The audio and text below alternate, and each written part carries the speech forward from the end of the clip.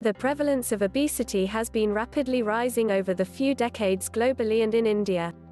Obesity also predisposes individuals to type 2 diabetes, hypertension and cardiovascular disease apart from osteoarthritis, sleep apnea and even some forms of cancer. Obese individuals are also prone to psychological issues such as low self-esteem and depression.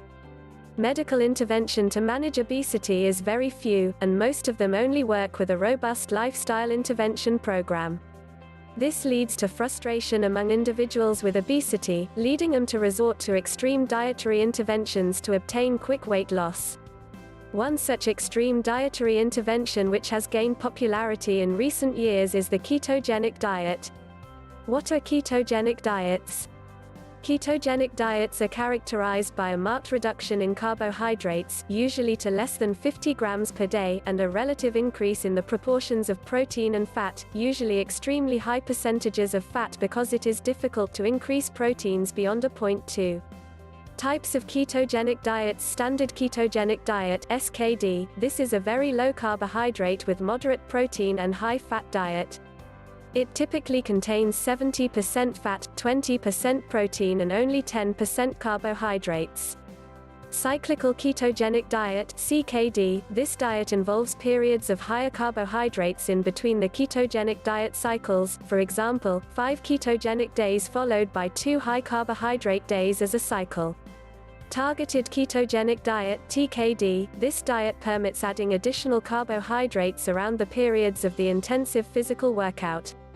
High-protein ketogenic diet (HPKD). This diet includes more protein and the ratio around 60% fat, 35% protein and 5% carbohydrates, but as can be seen, it is still a very high-fat diet. The SKD and HPKD have been used extensively. The cyclical and targeted ketogenic diets are recent additions and mostly used by bodybuilders or athletes. The SKD is the most researched and recommended, and the rest of this article will deal with SKD.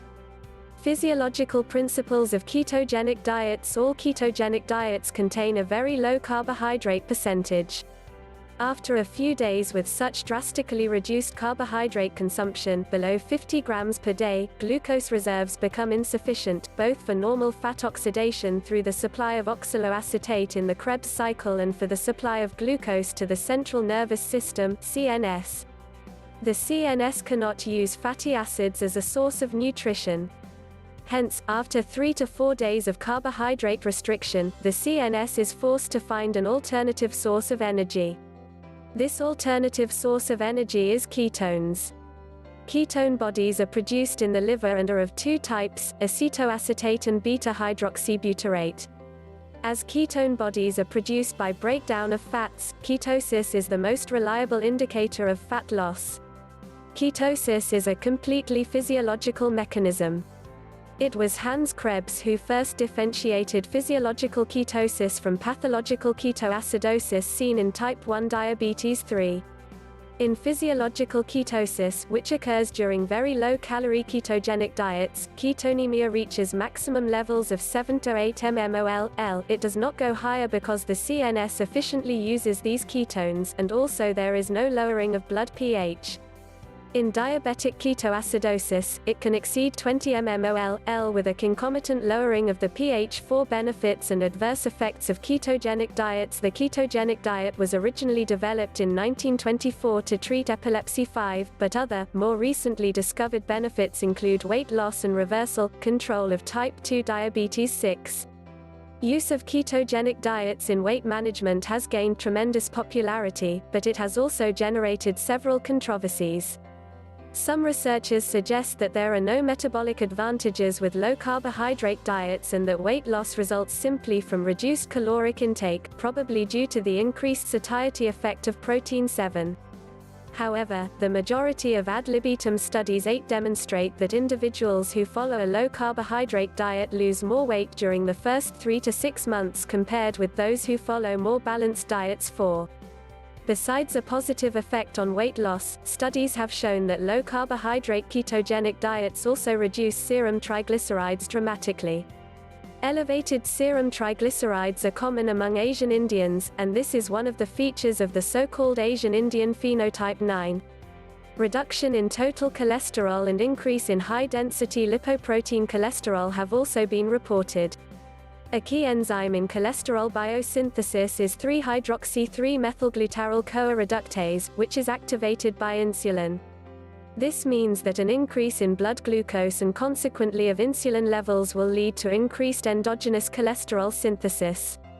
A reduction in dietary carbohydrate will thus have the opposite effect, and this, coupled with the additional inhibition by dietary cholesterol and fats on endogenous synthesis, is likely to be the mechanism by which physiological ketosis can improve lipid profiles for. Thus, low-carbohydrate ketogenic diets have been shown to have immense benefits in blood sugar control. There are some reported beneficial effects on cancer and neurological disorders such as Alzheimer's disease and epilepsy 10, although these are not discussed further here as it is beyond the purview of this article. However, there are also several adverse effects of ketogenic diets. These include muscle cramps, bad breath, changes in bowel habits, keto flu and loss of energy. 11. Hence, monitoring individuals on keto diet closely once or twice a month for blood glucose, ketones, cardiac and other parameters is essential. Should ketogenic diets be recommended? Indian diets are very high in carbohydrates. The starch study has shown that Indians with or without diabetes consume at least 65% calories from carbohydrates. 12. The Chennai Urban-Rural Epidemiology Study (CURES) has also shown that carbohydrate constitutes the major source of calories in South India. 13. We also know that India has a huge burden of type 2 diabetes. 14 and cardiovascular disease. 15. Data from the PURE study 16 showed that high carbohydrate intake, more than about 60% of calories, was associated with an adverse impact on total mortality and non-cardiovascular disease mortality. By contrast, higher fat intake was associated with lower risk of total mortality, non-cardiovascular disease mortality and stroke. 16. In contrast, in a recent study on dietary carbohydrate and mortality, Seidelman et al. 17 showed that there existed a U-shaped relationship between carbohydrate intake and mortality. Both extremely high 60% and above and low carbohydrate diets less than 30% carbs were shown to have higher mortality rates.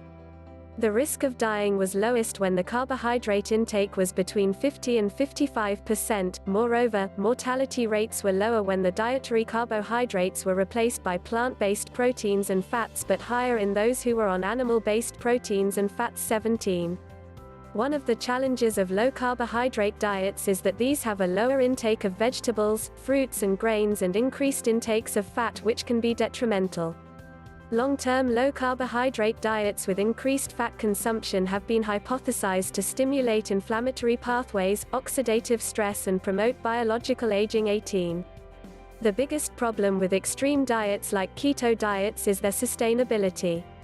In our experience, people are initially thrilled with the weight loss and the excellent diabetes control they get after using keto diets. Slowly, however, they get bored with the diet. Furthermore, many feel weak and frustrated and start increasing the carbohydrate intake, and soon they are back to their original weight and diabetes control.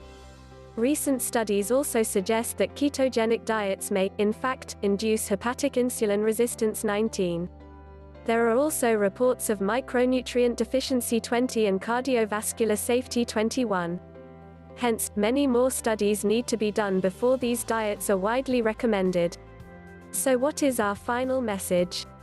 The dictum, moderation is the key, should be used while following any long-term diet plan. While low-carbohydrate ketogenic diet does, admittedly, show dramatic improvements in the short term, these can increase morbidity and mortality in the long run and are rarely sustainable.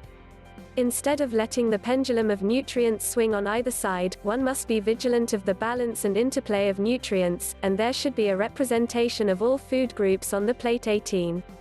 For Indians, it appears that it would be most prudent to have a diet with about 50% carbohydrate, using complex carbs and whole grains such as brown rice or whole wheat, about 20 to 25% protein, preferably from vegetable proteins such as legumes and pulses, and the remaining 25 to 30% from healthy fats like monounsaturated fats, e.g. groundnut oil or mustard oil, and nuts and seeds, along with plenty of green leafy vegetables.